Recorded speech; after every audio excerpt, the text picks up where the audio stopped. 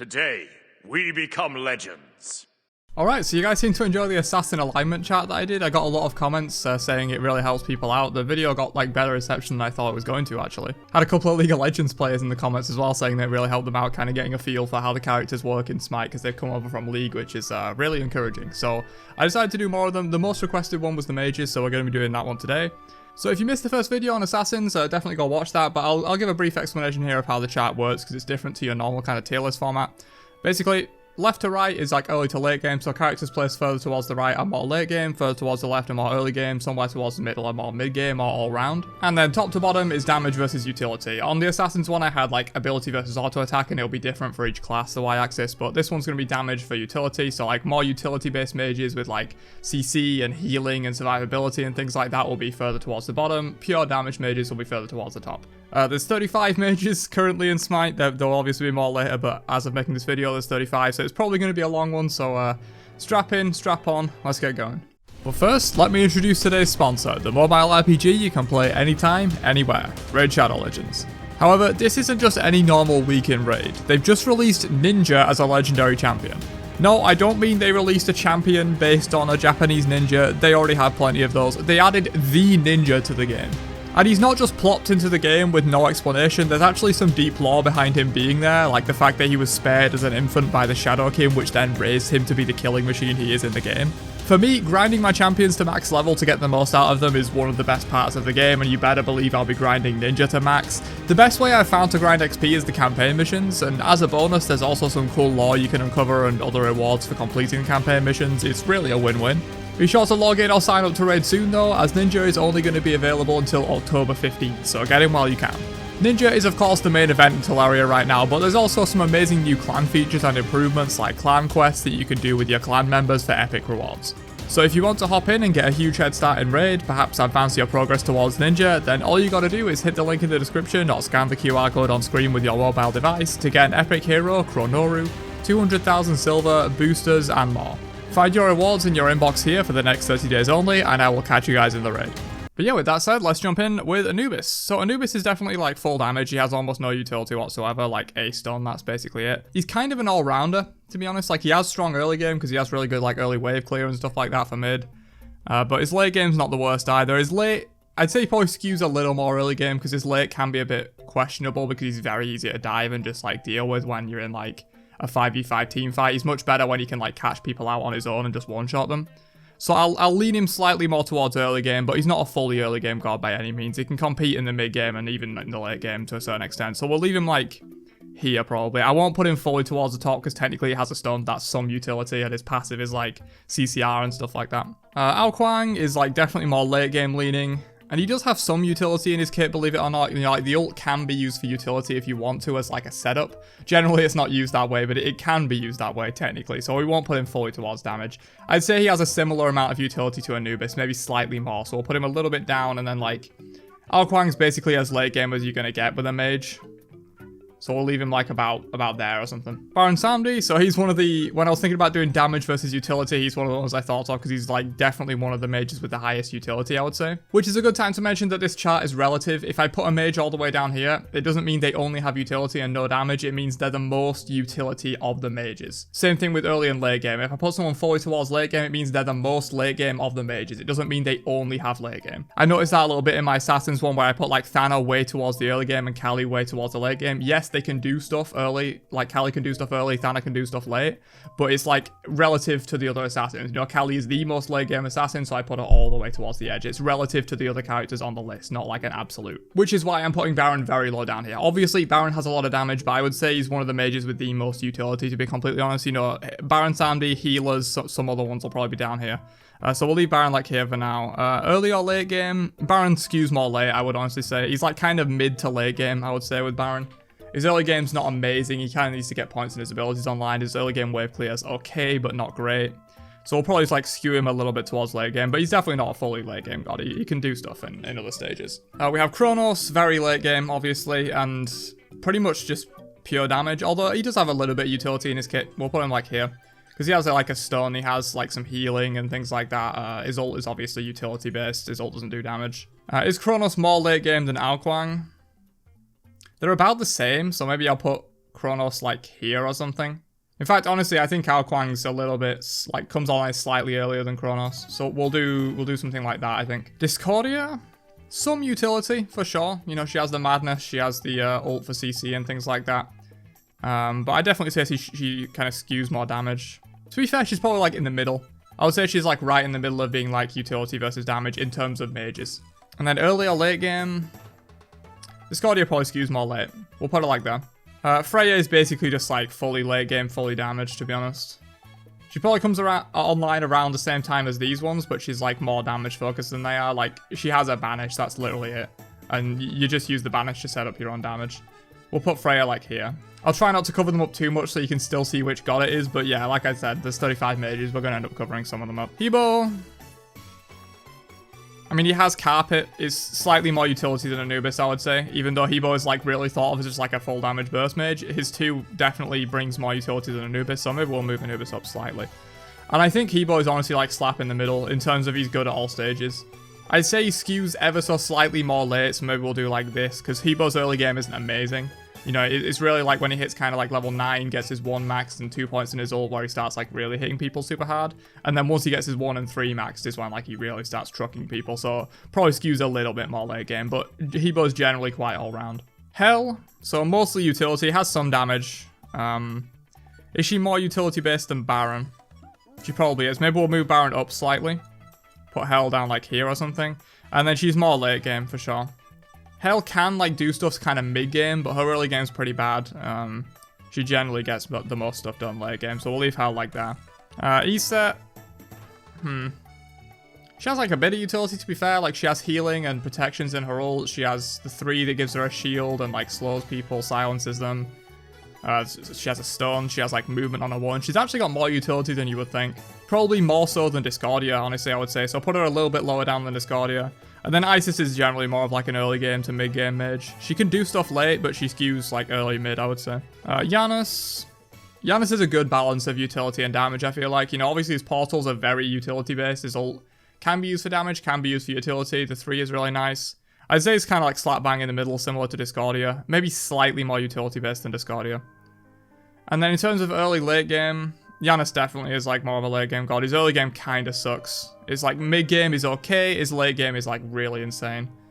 I would say he's probably comes online before like these 3 up here though. Kukulkan, basically just full damage and mostly late game. You know, he wants to get his like Book of Thoth stacks online. He wants to get to where he's like his ult can one-shot people or like 1 poly can like half health people.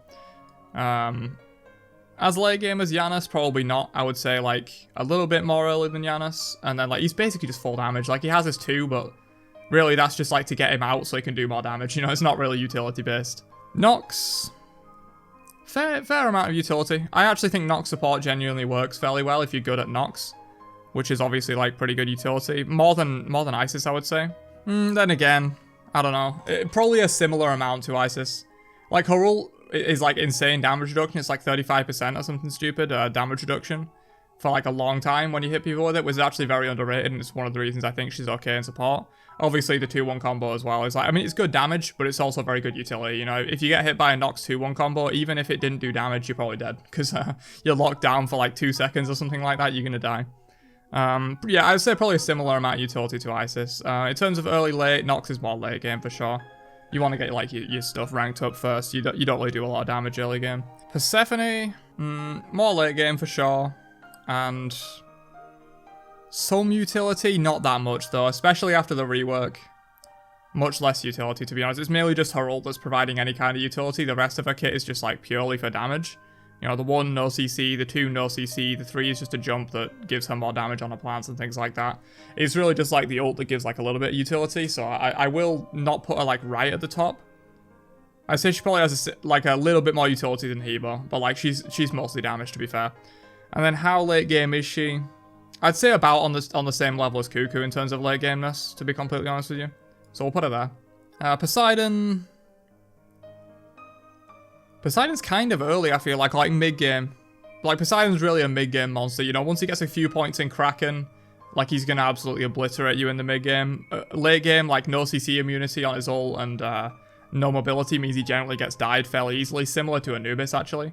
Like very lack of self-peel and defense makes him suffer a little bit in the late game, and his super early isn't amazing. You know, his wave clear is okay, but it's not like top tier like Isis, for example.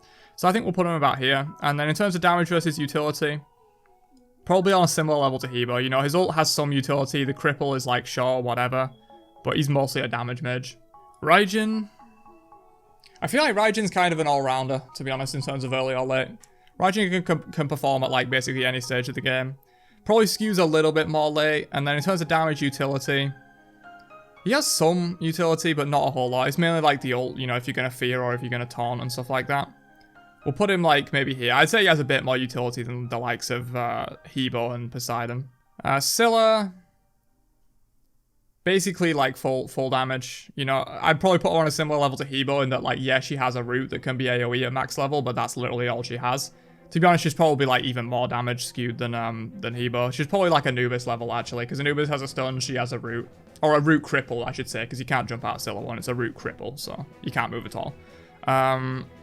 And then in terms of late game, she's on a similar level to these guys actually, but I don't want to like cover them up, so maybe I'll put her like a little further this way. I'd say Scylla's like slightly more late game than the likes of these two.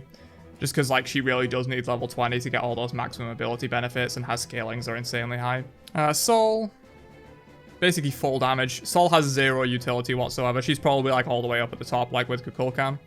And then early, mid, late.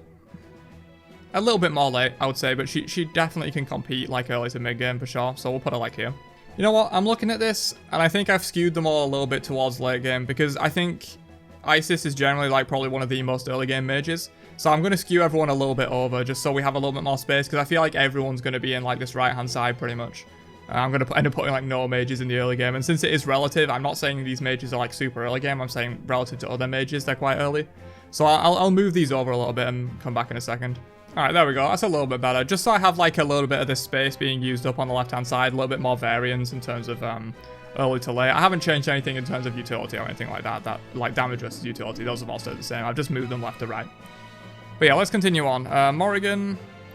So Morrigan's obviously a very interesting one. You know, if she's ulting into a utility-based target, if she's ulting into a tank or something like that, or maybe an assassin with high CC, she obviously can have very good utility, but outside of her ult, she is literally just pure full damage, basically an assassin at that point. So it's pretty hard to place this one, to be completely honest with you. Maybe I'll just put her right in the middle, because you can make her fairly utility-based if you ult into targets that have utility.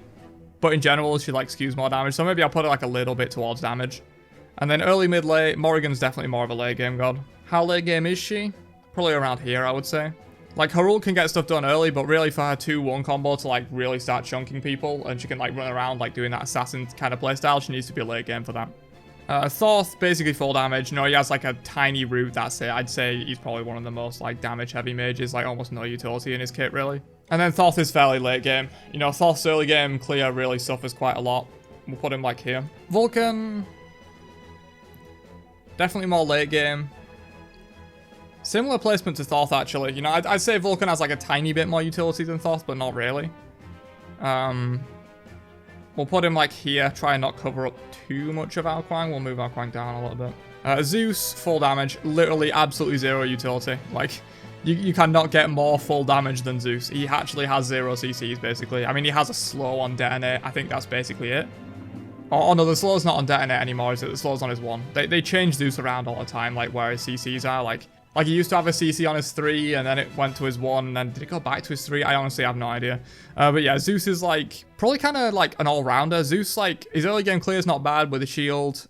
His mid game's very strong. His late game can be strong if he has the right protection, but similar to, like, Anubis Poseidon, like, no CC immune ult, no mobility is very hard to make work in late game team fights. So I'd say we'd put him, like, here or something, and then he's, like, full damage. Let's move Sol over slightly just so we can see a little bit more of her. And actually, thinking about it, let's move all of these down slightly, because Zeus is really the pinnacle of, like, absolutely no utility. So we'll just move everyone down slightly just so Zeus gets that very top spot, because you don't get less utility than Zeus, really. Okay, there we go. Zhonghui, some utility, to be fair. Has a stun, has, like, healing, can build a little bit more tanky instead of going, like, absolutely full damage. Zhong, a decent amount of utility. Like, he has healing. He can go, like, a little bit more tanky instead of just full damage. But he's not, like, super utility-based. I'd say he's, like, kind of middle around here. In terms of early, late game, Zhong's generally, like, skews more late. To be fair, it's mid-game when he becomes really strong, but like he definitely is strong later as well, and his early game's not amazing. We'll put him like here. Hera. She has a polymorph, she has a shield, like she has a knock-up, decent amount of utility actually. Same amount of utility as Discordia. Yeah, probably, honestly. Maybe slightly less, I'll put it like here. And then early, late. A little bit more late, but like Hera's generally a mid-game god, I feel like. That's probably a pretty good spot for him. Merlin, up on the level of like Cuckoo and Thoth in terms of basically no utility in his kit. He has like a slow and like a kind of bad knock-up. I guess maybe slightly more utility than Thoth and Kukulkan in that way. In terms of early, late, Merlin's definitely more of a late-game god. Not more late-game than these guys though, like probably around here. I'm going to end up stacking a bunch of guys on top of each other though. I guess we'll put him there. You kind of can't see Alquang now, though. We won't have these problems on later alignment charts, don't worry. There's like twice as many mages as any other class, so it's very hard to fit them all into an alignment chart like this, so don't worry. Future videos, we won't have this kind of a problem. Olarum, so actually a decent amount of utility. A knock-up, the ult is very utility-based. Obviously, it doesn't even deal damage, although technically it increases his own damage. And then like he has the knockback and stuff like that, a little bit of healing, so a little bit of utility for sure. Probably on a similar level to these ones around here, like Hera, Discordia, Morrigan if she's ulting into people, Giannis, that kind of stuff.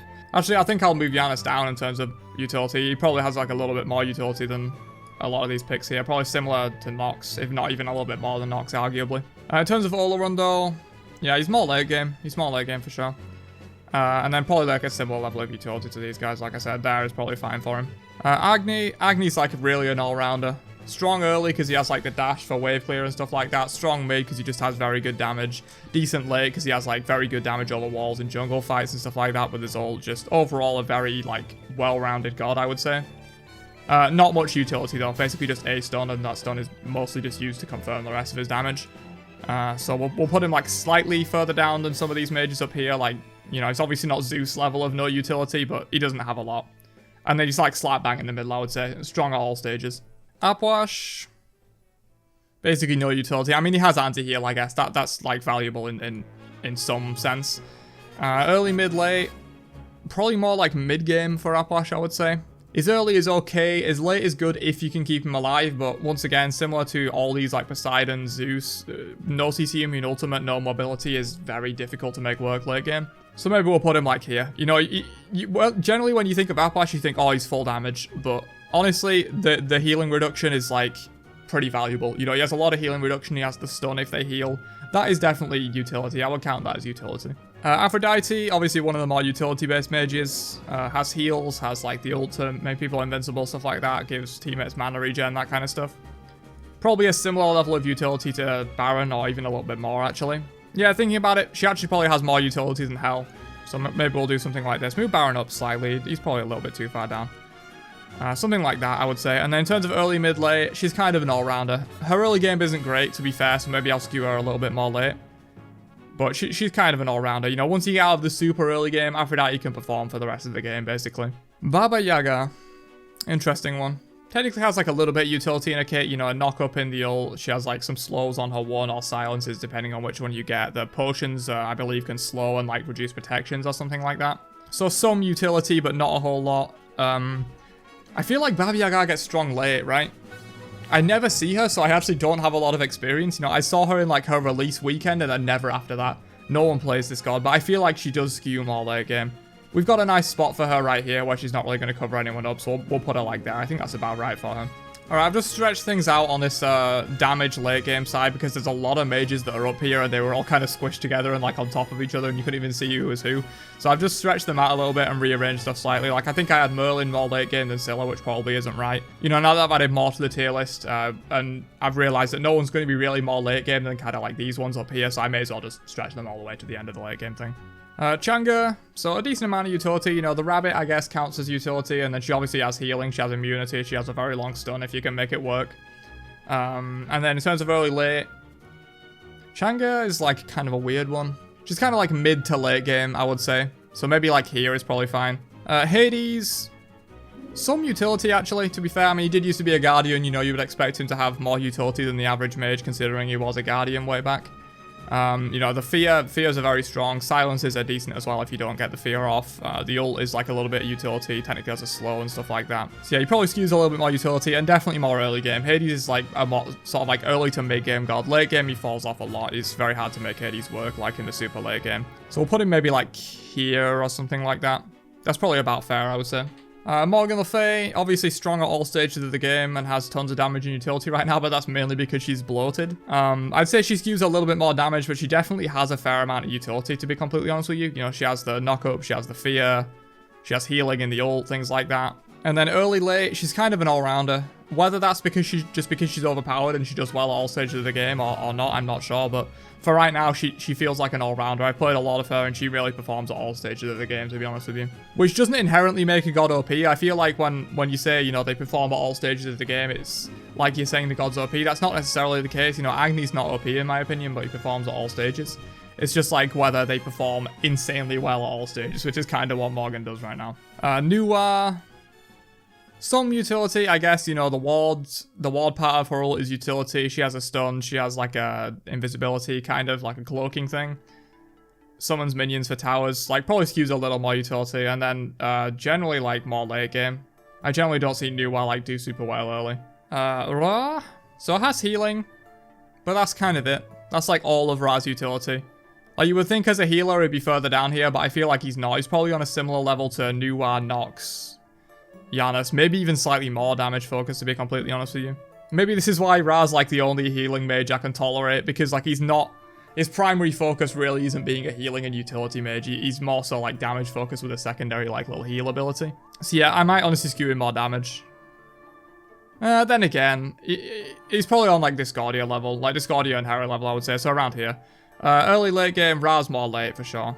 We got a nice spot for him right here though. I think he's probably on a similar level to like Changa. Persephone comes online about that time. Tiamat, similar to Baba. I saw Tiamat on release weekend and haven't seen her since. No one seems to play this god.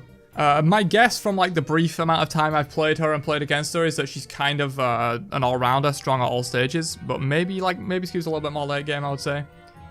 And then she definitely has a fair amount of utility. You know, she can play solo fairly well, which is generally a mark of like a little bit of utility in the god. Has like minions she can summon, has decent CC, has that like protections buff thing that allows her like some survivability and things like that. So honestly, I think Here's pretty fine, decent place for her there. But yeah, that's the Mage alignment chat. This one took a while, I'm sure.